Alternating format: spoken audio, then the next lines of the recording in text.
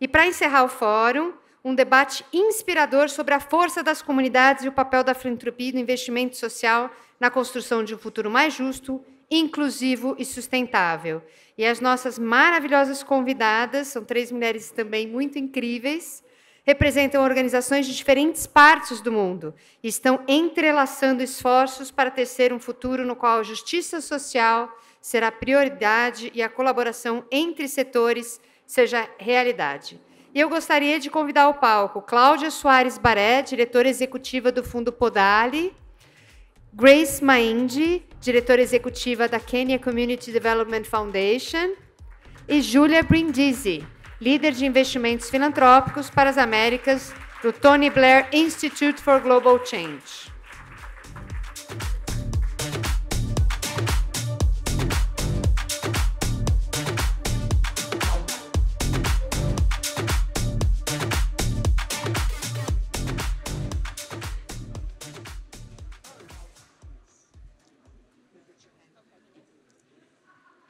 Bom, estamos chegando ao final e acho que a gente traz um tema muito fundamental para o desenvolvimento de causas, para o desenvolvimento do país e para o desenvolvimento no globo, que é essa atuação em territórios, atuação em temas específicos em territórios. E, para isso, eu queria começar a nossa conversa com a Júlia. Infelizmente, a Júlia vai ter que sair logo para pegar um voo, para voltar para o seu país, né? A Júlia vai trazer para a gente uma análise sobre desafios globais, mudanças climáticas, desigualdade, direitos humanos e sobre como a filantropia pode ser uma força para a transformação.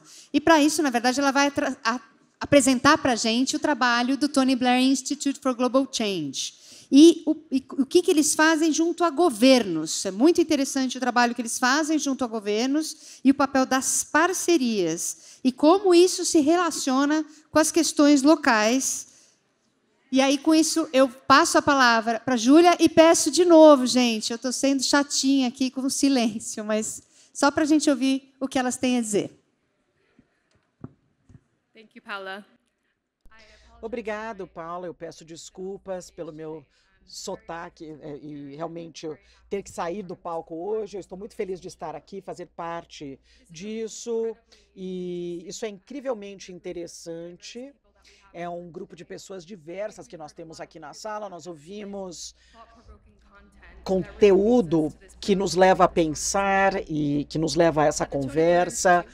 O Instituto Tony Blair, para aqueles que não conhecem, nós temos a nossa sede em Londres e temos as operações em 40 estados diferentes, em outros países. O trabalho que nós fazemos é permitir que os líderes nas áreas mais altas conseguem liderar o seu povo. Então, estamos realmente trabalhando nessas questões críticas que nós conhecemos, então, clima, saúde, educação, realmente permitindo que os governos criem isso para as pessoas.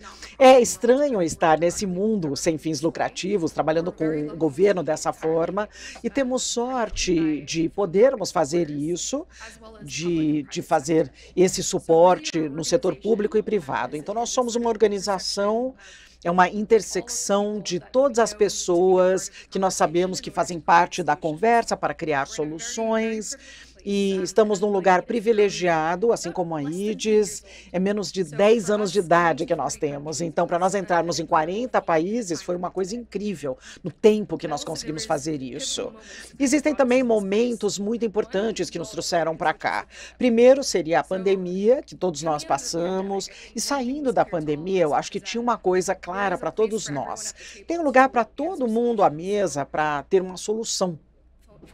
Então, os filântropos com o financiamento, o setor privado com suas inovações e o governo para realmente escalonar essas mudanças. Então, realmente é uma coisa que você precisa, escalonar mudanças nessa intersecção de pessoas e organizações diferentes e estados e nações. E o outro momento que foi muito importante para nós, para todo mundo também, que nós discutimos hoje, foi essa revolução tecnológica, as tecnologias que estão surgindo, especialmente IA. Nós sentimos que IA e suas tecnologias que estão surgindo vão nos ajudar a todos escalonar e realmente catalisar a filantropia. Eu acho que agora, conforme chegamos ao final do dia de hoje, e estamos considerando como que nós podemos chegar à próxima fase de filantropia e como nós realmente fazemos os nossos dólares seguirem e como é que nós trazemos a tecnologia para a mesa e de maneira muito inovadora e interessante, eu vou parar por aqui. Só como uma introdução. Julia, se você quiser só explicar também, com alguns exemplos, Technology, so that people can really tackle. I know you have to go. Com isso, e vou consolidar rapidamente os outros comentários. Então, nesse nível prático, é um exemplo de escala e tecnologia. Nós temos um modelo na parceria dos institutos e estamos trabalhando com o governo e identificamos uma questão crítica que nós sabemos que a tecnologia pode resolver. Nós vamos fazer uma parceria com Big Tech, Small Tech, organizações que estão surgindo para trazer a solução certa. Então, é um modelo interessante, nós realmente pudemos fazer funcionar dentro do contexto de, por exemplo, educação. Nós pegamos ali dólares filantrópicos e conseguimos inovar, trazendo tecnologias de IA interessantes para as organizações e criando ali tutores de IA e escalonar isso em países onde não tem acesso à educação e não tem capacidade de realmente treinar uma força-tarefa num vilarejo distante, num país pequeno e realmente ensinar as crianças. Então, isso significa que nós podemos criar equidade de uma forma que nunca conseguimos antes. Então, isso é só um exemplo. E outras coisas que nós fazemos, nós trazemos empresas tecnológicas que nos ajudam a criar os sistemas de infraestrutura e governos que não têm ali o financiamento e nem a capacidade para isso. Então, de certas maneiras, nós utilizamos a tecnologia e isso nos permite transformar as populações. Então, por exemplo, em 2023, nós projetamos que o trabalho que nós fizemos por causa dessas tecnologias emergentes, isso tocou mais ou menos 1 bilhão de pessoas, e isso seriam organizações pequenas. Então, nós temos orgulho do modelo que nós temos, do trabalho que nós fazemos, e criando mais oportunidades, e criando ali parcerias com financiadores, empresas de tecnologia. Então, você precisa voltar e, de repente, você pode trazer o Tony Blair com você, não é? Para falar conosco. Muito obrigada. Obrigada pelo convite, foi um ótimo dia. Obrigado, gente.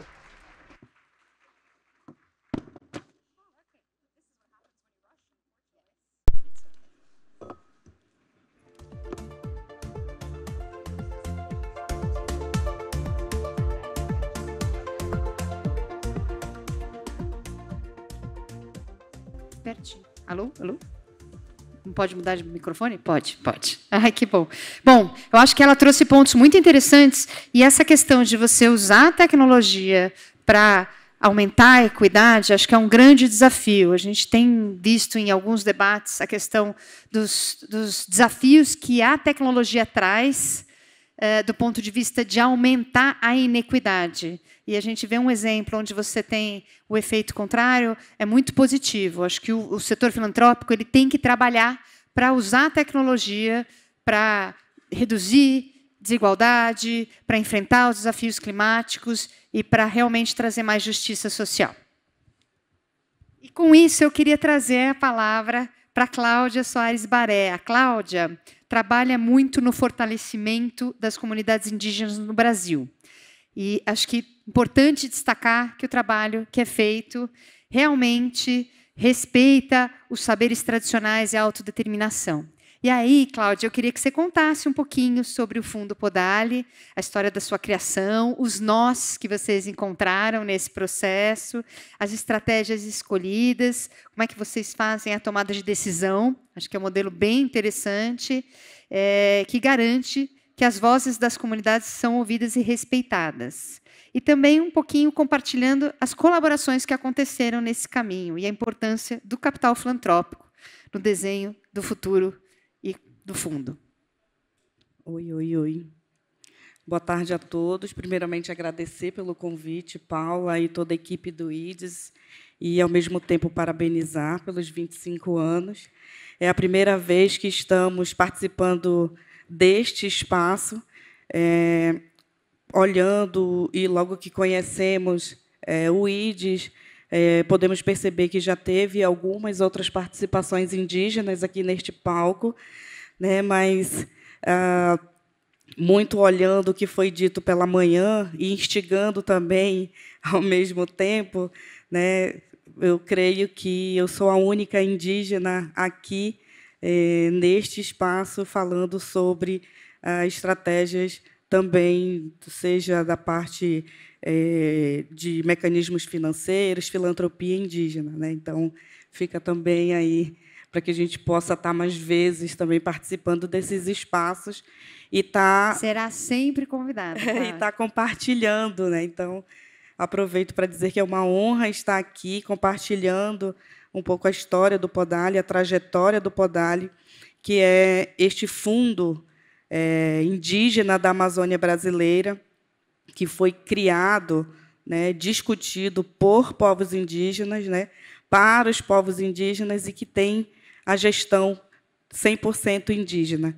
Então, o Podale ela é essa organização indígena sem fins lucrativos que tem essa missão e que tem uma trajetória voltada para os povos indígenas no sentido de ser uma referência de captação de recursos para apoiar e fortalecer os direitos dos povos indígenas, os projetos de vida dos povos indígenas, tendo como um laço principal a sua autonomia, né, e respeitando os seus modos de vida. Este fundo foi uma pauta de discussão há mais de 20 anos pelo movimento indígena, então ele foi liderado pela COIAB, que é a Coordenação das Organizações Indígenas da Amazônia Brasileira e seus parceiros. Então, foram longos anos de discussão e amadurecimento para que, de fato, a gente tivesse força, né, de dizer que este fundo ele existe, ele é operacional e que ele dá certo, né? Então, nós estamos aqui, eu estou aqui, assim como outros companheiros, em outros momentos, outros espaços de discussão, para dizer que, sim, financiamento diretamente para as populações indígenas dá certo e é confiável, né? Então, o nosso nome ele foi nos dado, na verdade, por um povo indígena da região noroeste do estado do Amazonas, né, uma região que é fronteira com Colômbia e Venezuela, que foi do povo Baniwa, especificamente de São Gabriel da Cachoeira, e que ele tem um significado de celebração, de reciprocidade, de promoção da sustentabilidade, né? Então, bem antes de nós adentrarmos no assunto de filantropia, a gente já discutia isso sem saber que era uma filantropia, né? Então, de fato, nós estamos inseridos, enganjados neste contexto.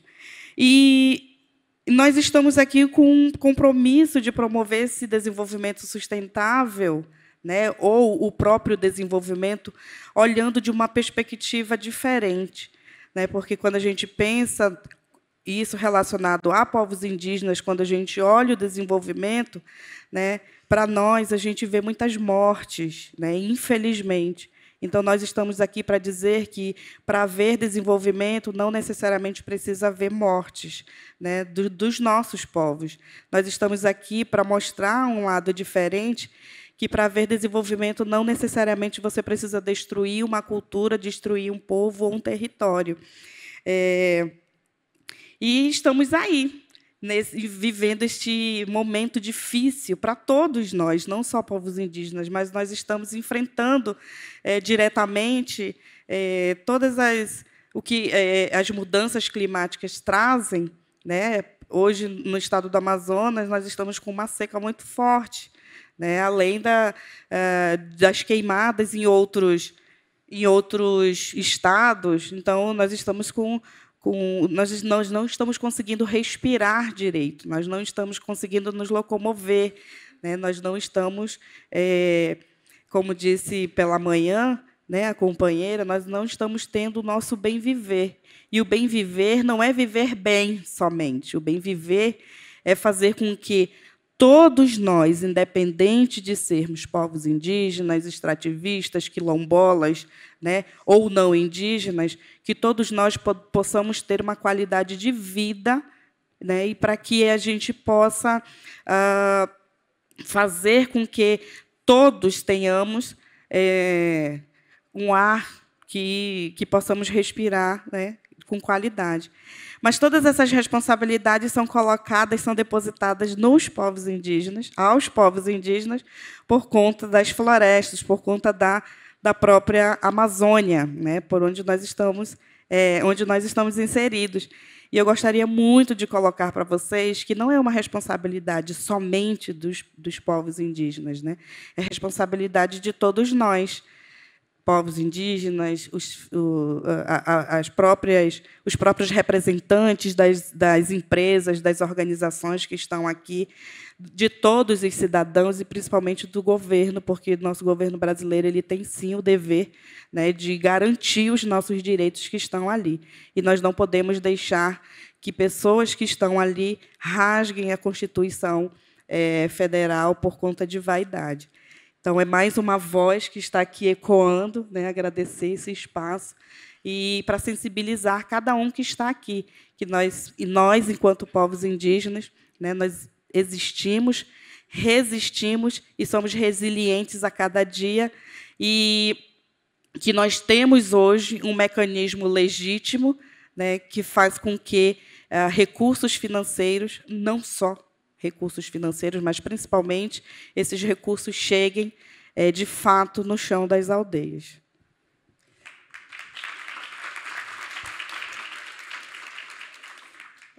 Antes de passar para a Grace, só queria que você complementasse, Cláudia, os eixos de atuação, porque acho que é bem interessante, até para o público saber, o fundo ele viabiliza, né, são projetos que surgem na comunidade e que o fundo tenta atrair recursos para a viabilização desses projetos. Então, só conta para a gente os eixos, né, de atuação do fundo. Acho que essa é uma informação bem interessante. Hoje nós trabalhamos com 8 eixos temáticos principais, né? Dentre eles, nós temos a saúde indígena, a educação indígena e formação profissional, o fortalecimento institucional, economia indígena e soberania alimentar, né, economia sustentável, gestão, proteção ambiental e territorial indígena. Nós temos fortalecimento dos conhecimentos tradicionais. Nós temos aí também eixos que têm como prioridade idosos, crianças e adolescentes, né, e também pessoas com necessidades especiais. Principalmente, nós temos um eixo que fala sobre a proteção, né, e o fortalecimento dos direitos dos povos em isolamento voluntário e de recente contato. Ótimo, eu acho que achei muito bacana uma colocação que você trouxe, de que, em alguns momentos, vocês estavam praticando a filantropia, mas que não era percebida como filantropia. E isso mostra, né, como a filantropia, que é o amor à humanidade, ele se expressa de diferentes formas, e em que, em alguns momentos, a gente nem reconhece como tal. Mas, com isso, eu queria passar para a Grace, né, para ela falar um pouco sobre... acho que é legal contar, né, que o Quênia tem uma posição de destaque no índice de solidariedade, no World Giving Index, né, uma nação que cresceu nesse índice, que tem se mantido como uma nação solidária, mas conta um pouquinho também do contexto socioeconômico, né, do seu país e apresentar para a gente o papel das fundações comunitárias no desenvolvimento local sustentável e na promoção de uma participação cidadã ativa. Acho que a Fundação Comunitária, né, a gente, inclusive, tem o programa Transformando Territórios, que busca fomentar e apoiar institutos e fundações comunitárias aqui no Brasil, ela pode se tornar um nó importante no território, porque né, consegue atrair recursos e levar esses recursos para as organizações com um olhar sistêmico. Mas eu queria que você contasse um pouco também falasse um pouco sobre isso e os principais aprendizados sobre a importância de capacitar as comunidades locais para liderarem suas próprias iniciativas. E também abordando a questão da atuação intersetorial, né, e o papel da filantropia para essa construção, né, de um futuro mais justo e a importância, né, já foi falado aqui no evento, sobre o assunto da decolonização da filantropia no Sul global. Bastante pergunta, né? Yes, thank you so much. Sim, obrigada. E realmente aprecio bastante a IDES pelo convite e parabéns no seu aniversário. O meu nome é Grace e eu trabalho para a comunidade do Quênia, a comunidade de desenvolvimento, que é em Nairobi, no Quênia. Então, nós somos uma comunidade que cobre o país todo. Então, isso significa que nós fornecemos suporte financeiro e a capacidade de dar suporte às organizações, aquelas que foram bem estabelecidas no nível nacional e também suporte a indivíduos. Então, todo esse trabalho realmente é em relação a desenvolvimento sustentável e justiça social, olhando para o Quênia como um país muito lindo. Para aqueles que não visitaram ainda, sejam bem-vindos. Nós podemos organizar para vocês ficarem lá de graça. It's a beautiful country. Sim, com certeza. E nós realmente temos um sistema de suporte muito bom em termos das nossas leis e políticas. Nós temos uma Constituição progressiva que reconhece os direitos econômicos e políticos e sociais. E, geralmente, os desafios vêm com a implementação. Nós temos uma população muito jovem. Na verdade, a maioria da nossa população está abaixo de 35 anos de idade. Então, realmente, uma população muito jovem, mas também existem desafios em termos de desemprego.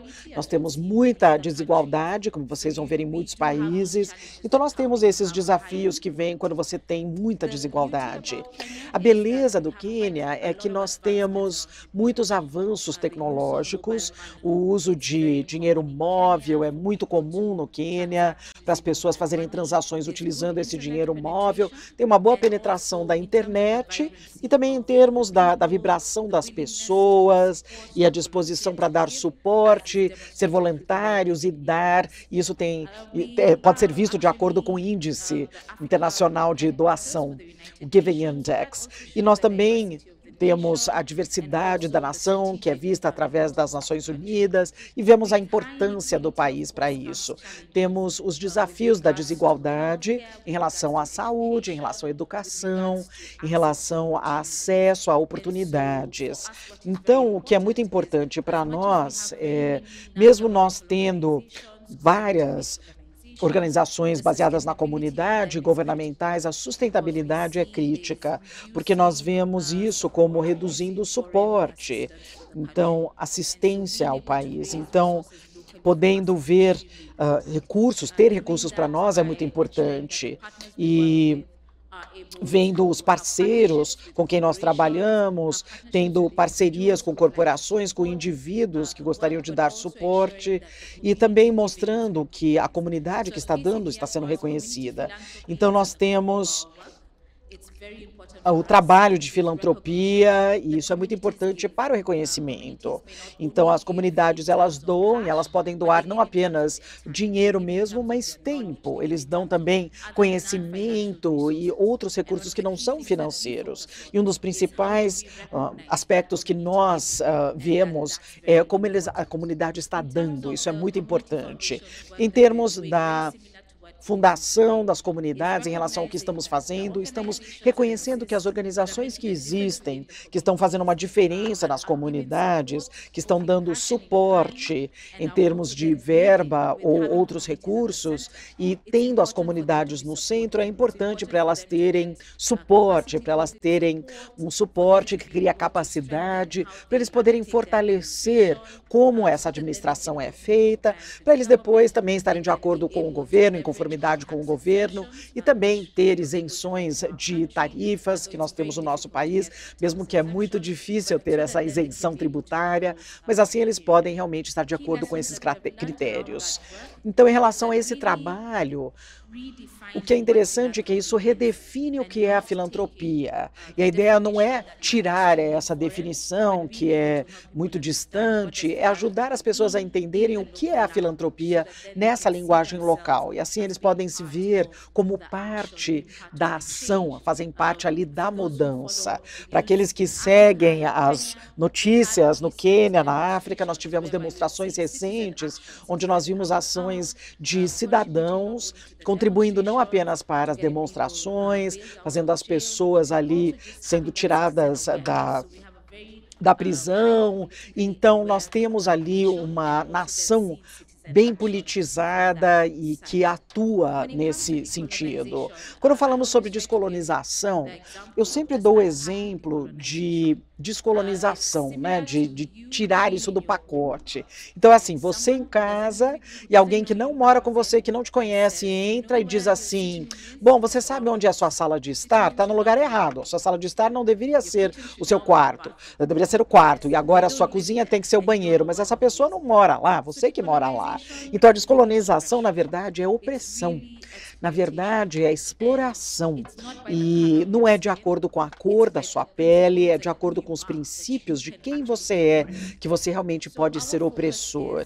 Então, o nosso foco é em relação a mostrar que todo o nosso trabalho mantém as comunidades no centro. Nós não ditamos para as comunidades o que elas devem fazer, não ditamos capacidade, nós tentamos ao máximo reconhecer que temos vieses, nós deixamos eles de lado e ouvimos as comunidades. E aí o que nós estamos fazendo é extremamente responsivo de acordo com as necessidades dessas comunidades e não é sobre nós. Nós simplesmente estamos andando do lado e facilitando as coisas. Eu acho que tem aqui uma questão central, né, da doação comunitária, na filantropia comunitária, que toma tantas formas, que é apoiar as pessoas e as comunidades para que elas sejam protagonistas do seu futuro. E aí, tendo em vista, a gente está aqui com uma questão no espaço, que a gente não pode se estender mais do que o tempo previsto do evento, então a gente, infelizmente, não vai poder pegar perguntas, mas eu já queria te ouvir, Grace, sobre como é que você enxerga, e pegando até esse gancho, né, de protagonismo sobre o futuro, como é que você enxerga o futuro da filantropia? E qual o papel que cada um de nós pode ter para que ele se torne realidade? E se você tiver algum ponto adicional também sobre a atuação da Fundação, ou sobre algum pensamento que faltou aqui no primeiro bloco, para você também trazer para a gente já ir caminhando para um encerramento. Thank you very much. Muito obrigada. Em termos do futuro da filantropia, eu acho que é importante nós reconhecermos que a tecnologia vai ser central a isso, a inovação. Já foi dito várias vezes hoje, sim. Então, pessoas jovens, o jeito que nós definimos a filantropia tem que fazer sentido para as pessoas que estão trabalhando e vivendo com comunidades. Isso não pode ser definido a partir de uma lente de fora, né? Isso precisa ser realmente entendido. Eu acredito muito que somos todos filântropos, de uma forma ou de outra. Nós não precisamos ter grandes somas de dinheiro para sermos filantrópicos. E tem a ver com dar esperança. A generosidade não é igual à riqueza que nós temos ou o tamanho dos nossos bolsos, é a riqueza do seu coração. Então, se você for generoso da sua alma, a partir da sua alma, aí você pode compartilhar e formatar. O futuro da filantropia realmente precisa ver uma mudança no sistema. Nós precisamos ser capazes de ver o papel do apoio que é dado e precisamos ver essas barreiras sistêmicas, desafios sistêmicos, porque senão nós vamos simplesmente continuar ali naquela roda do hamster. E se nós não virmos a igualdade dentro da filantropia, Se nós não endereçarmos isso, estamos simplesmente permitindo que um sistema continue, um sistema que não está vendo os desafios do mundo. Muito obrigada. Com isso, eu queria passar para a Cláudia. Cláudia, a mesma provocação para você, né? Eu acho que se tem algum ponto que você não conseguiu trazer no primeiro bloco, fica à vontade, mas eu queria muito que você trouxesse a sua visão sobre o futuro da filantropia e como é que a gente pode fazer para que ele se torne realidade. O que cada um de nós aqui nessa sala pode fazer para que ele se torne realidade? Eu anotei aqui 3 palavras que foi dito durante todo o dia de hoje, né? Que aponta que um modelo de futuro de filantropia ele seja um modelo mais inclusivo, colaborativo e sensível às realidades locais.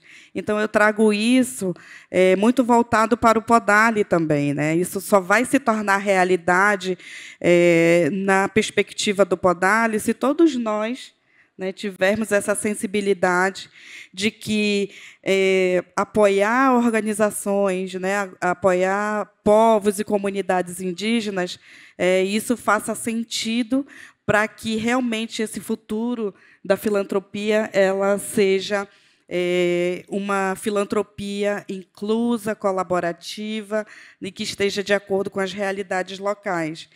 E colocar muito fortemente que a missão em relação à missão do Podali, né, de fortalecer a autonomia, os direitos dos povos indígenas e a gestão territorial e ambiental, porque isso é um exemplo do caminho que devemos trilhar de fato.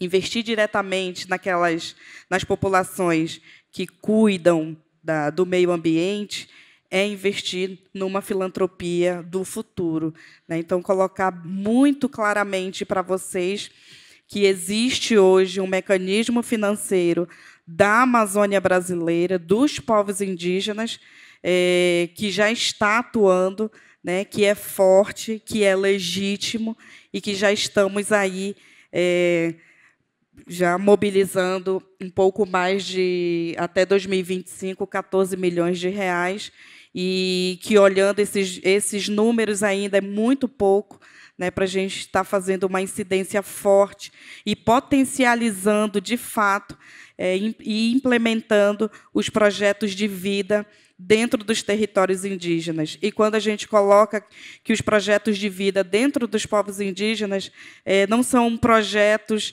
que nós, enquanto organizações, inserimos nesses territórios. Pelo contrário, são projetos que são construídos dentro desses territórios e que esses projetos chegam até nós para que a gente possa estar